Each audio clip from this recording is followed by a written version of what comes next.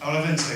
La 25, c'est avenant numéro 2, rue numéro 5, bardage en zinc, qui est le montant de 7 614,36 € hors taxe. La question, oui.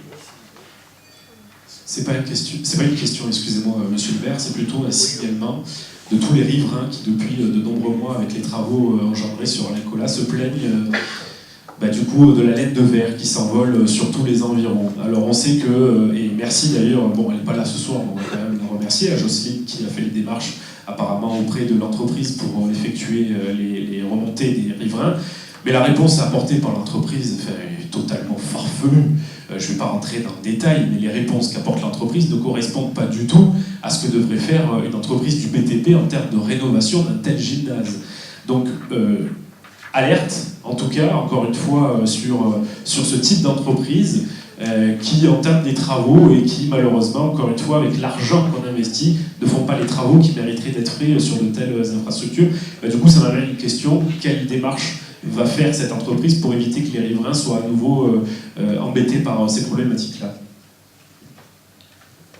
Jocelyne, c'est pas elle qui a répondu parce qu'elle s'adressait à moi, premièrement.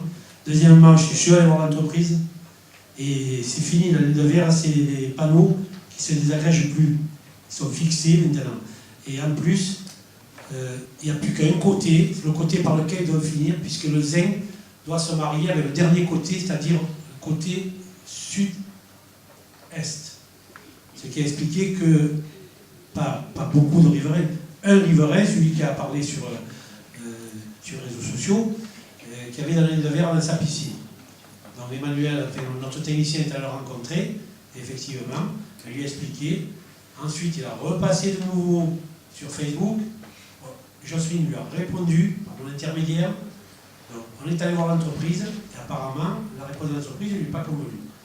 Donc, ceci étant dit, c'est pratiquement terminé sur ce côté-là, en espérant qu'il n'y ait plus de vent énorme, mais tout est fixé et tout est neutralisé maintenant.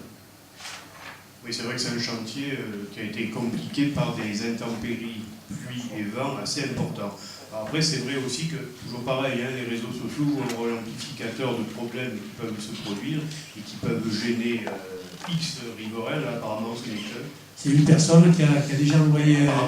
Oui, il se fait porte-parole des autres. C'est de trop, oui, sauf que c'est le seul, si vous voulez, je ne vais pas rentrer dans les débats chez moi.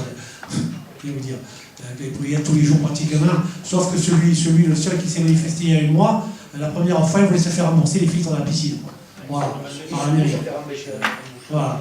Bon, enfin, après, il faut voir, bien sûr. Oui, non. Mais c'est la même personne qui l'a fait il y a un mois et qui l'a refait il y a 3 jours, et que je lui ai apporté la réponse. C'est ce que je disais, les réseaux, il faut en parler, il faut se méfier.